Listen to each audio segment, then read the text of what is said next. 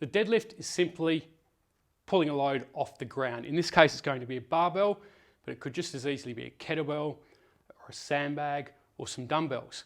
So first of all, I'm going to run through some reps from the front. Then I'll go to the side, run through some reps from there. Then we'll go through the key points of performance and some common faults for the deadlift.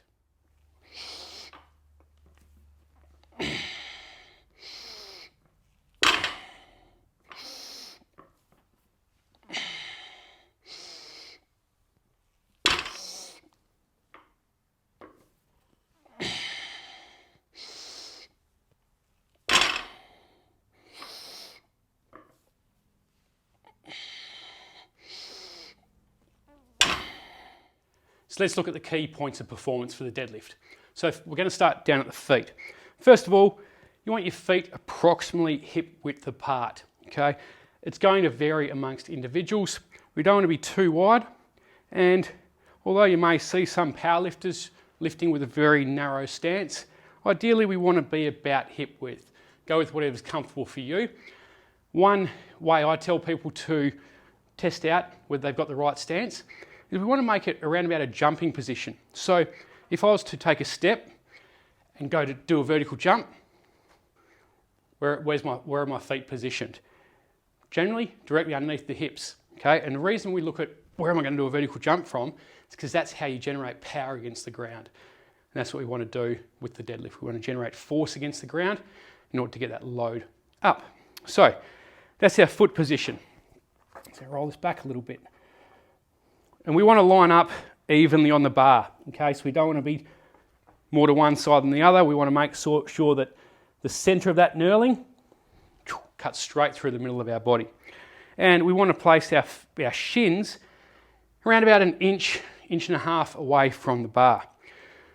Then, next point of performance is our grip. We want our grip as narrow as we can get it without interfering with the knees, interfering with the arms, okay? We don't want to be too wide.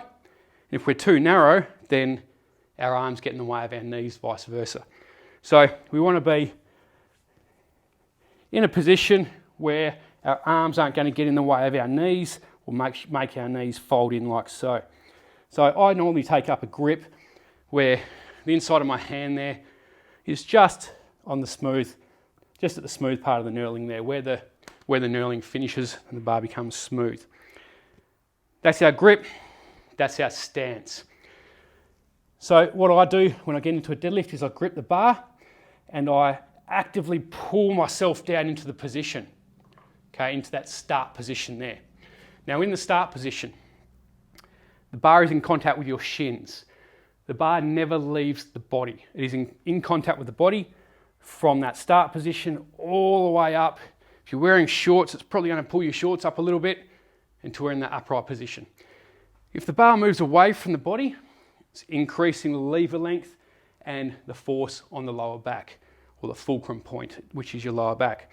So we always want to keep that bar into the body, and we do that by squeezing our lats, pulling the bar back into our body.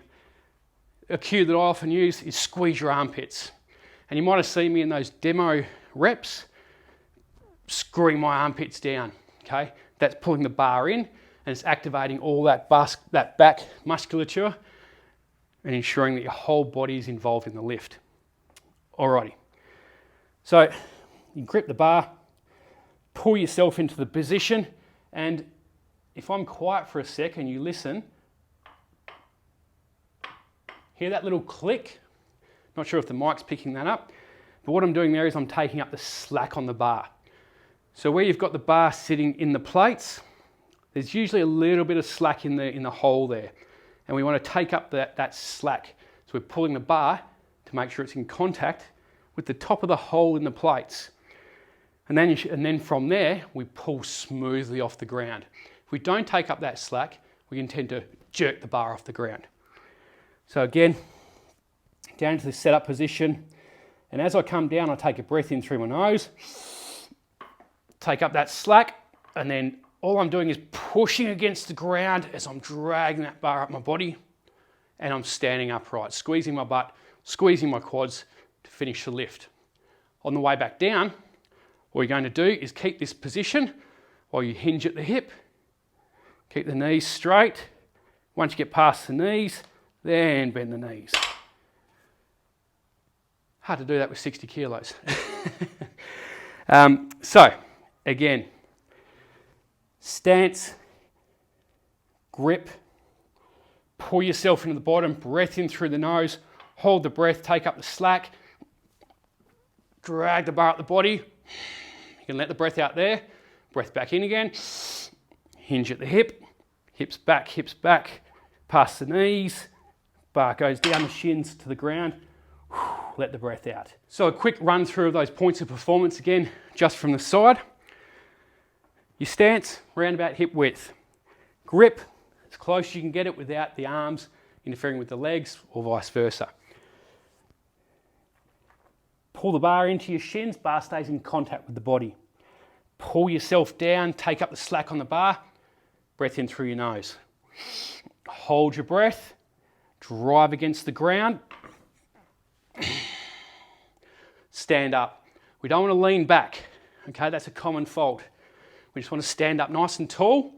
We don't want to keep the knees bent. We want to lock the knees out, squeeze the butt, squeeze the quads. That finishes the lift. All right, and then as we come down, we don't want to bend the knees straight away. We want to flex at the hip, push your butt back. Once you get past the knees there, and the knees can bend. All right, so in this setup position, my back is neutral, spine is neutral, whatever neutral means to you. We don't want to be overarched. Not sure if I'm overarching here. And we don't want to be in this kind of position, okay, with a really rounded back. Just neutral, bar in contact with the body. And last point, head neutral. For me, that's looking at the ground about 4 to 5 feet in front of me. Don't want to be looking up, head there, and you don't want to, of course, be looking down that way. So they're the key points of performance for the deadlift, and I've given you some common faults. So run through some common faults again. Feet too wide, grip too wide, bar straying away from the body. On the arching back when you finish the lift, at the top of the lift, as you're going down, bending the knees too soon, rather than hinging at the hip. And another couple of faults, I guess. So this fault here, it's not necessarily a fault, but it's something we quite often see, and it's a problem when you're training for the deadlift, because the whole point of the deadlift is that you're pulling a load from a dead stop. So this is the fault. Anyone who's been involved in CrossFit will know this straight away.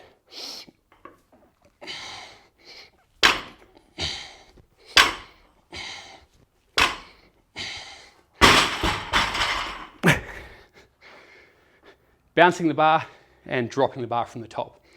So a deadlift, when you're training it for strength, like I said, one of the points of the movement is that you're pulling it from a dead stop.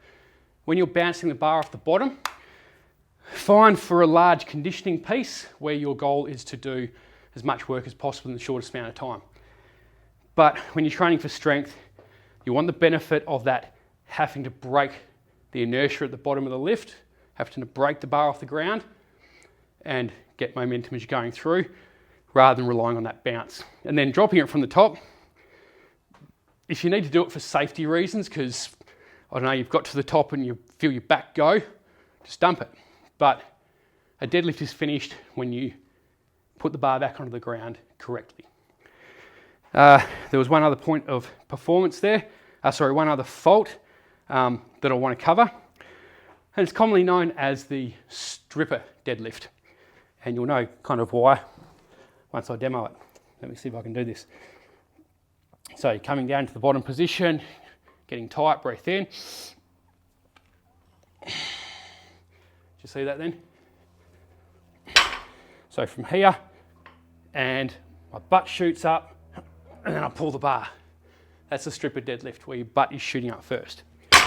And the problem there is that your quads are getting away with doing no work, because your legs have straightened, which is an action of the quads, and then using your hamstrings and glutes to pretty much good morning the bar up. So it's not ideal. You're never going to be able to lift a huge amount of weight off the ground with that. and it's placing strain on your body where it shouldn't be for the deadlift. So one way to get around that is reduce the load, because if you're doing that, the load's probably too heavy for your current skill level. The other way to do that is to think about where the weight is on your feet, as in where are you applying force through the ground on your feet? Are you through your toes? Because when you go through your toes, that can cause the butt to rise first. Or are you through the entire foot? Front of the foot, heel of the foot, and you're driving through that entire foot. Think about keeping the butt down as the chest and the hips rise at the same time. And the knees and the hips open at the same time versus knees first, then hips. So reduce the load, drive through the entire foot against the ground, and think about the deadlift as a push rather than a pull. That is, you're pushing the earth away, or the ground away with your feet, versus just simply trying to pull the bar off the ground. So there's a fairly quick but extensive lesson on the deadlift. Any questions, let me know.